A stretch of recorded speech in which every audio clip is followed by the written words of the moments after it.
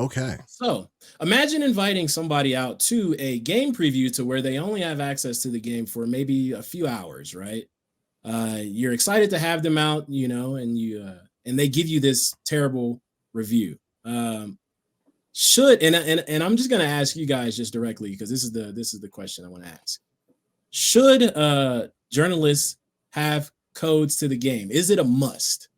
And I'm gonna pass it to you, Skellington, first. Is it a must? No, actually.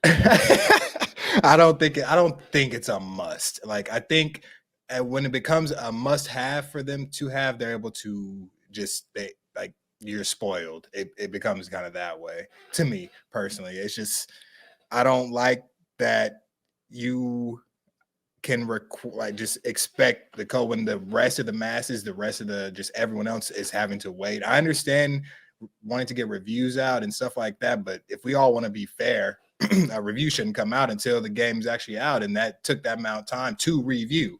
So it's like I wouldn't even be mad if I don't think it's to answer that question, no, I don't think it's a must. Yeah. What do you think, Viking? Do you think that review codes are a must for the gaming journalists? First of all, I'm kind of flabbergasted. I read some of those previews, I guess you would say, unless they're playing a completely different game than I'm playing. Literally side by side, because like Spider-Man 2 is very recent, right?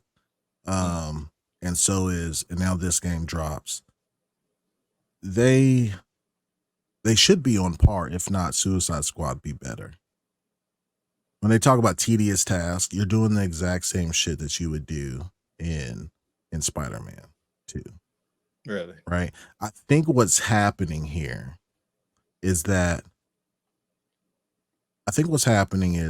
expected Arkham Knight, and it's not Arkham Knight. Stop asking for you guys want these fucking developers to be innovative and do new shit.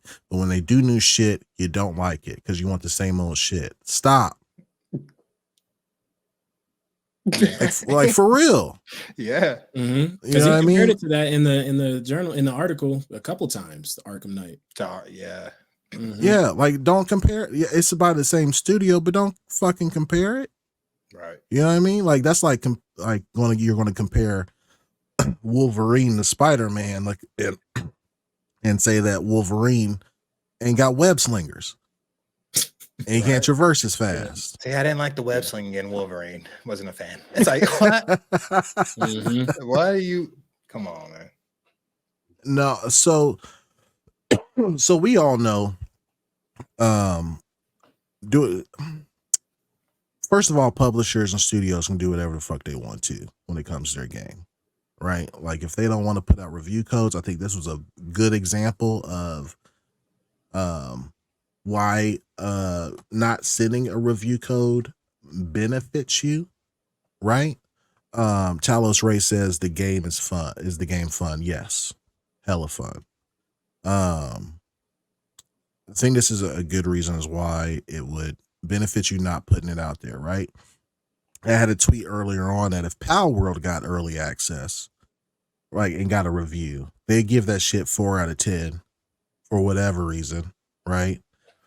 And then you wouldn't see the sales blow up because people wouldn't try it because they look at these reviews as, you know what I'm saying, as scripture.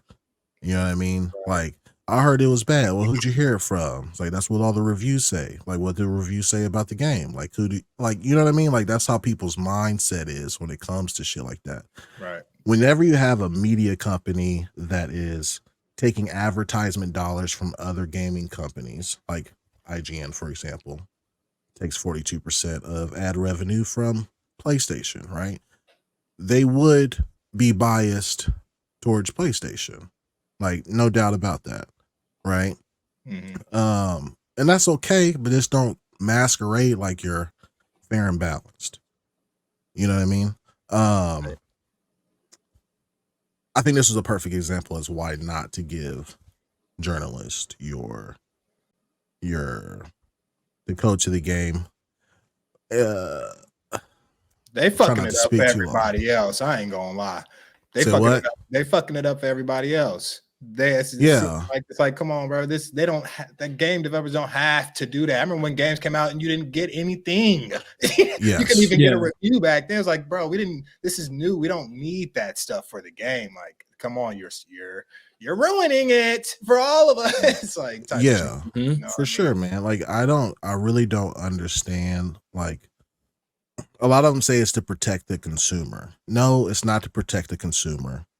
It's to protect you and your shareholders or whatever, like y'all's profits. Because what y'all do with the review is y'all first fill out the community for one, right? And then either you super bash it, right? Or you give it super high praise, but it's never really in the middle, right? Because you want to drive traffic to your site. And how you drive traffic to your site, just like any media outlet, whether it's gaming news or political news, is you be divisive. The more divisive you are, the more clicks you'll get. I mean, and case in point, whenever IGN posted that shit about Suicide Squad being 34% off, before the game releases, when it was just one store on eBay that had it, but they made it seem like it was the whole UK that was discounting it before it came out, because they wanted to put the notion out there that, oh shit, the game, they're not giving anybody review codes, plus it's on sale before it comes out, it must be bad. Right, exactly.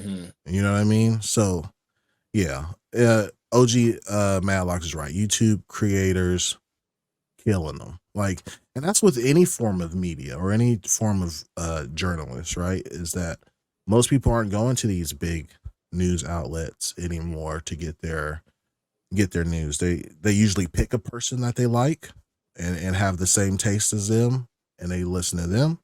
There's pros and cons to that as well, because then you're somewhat in an echo chamber when it comes to that.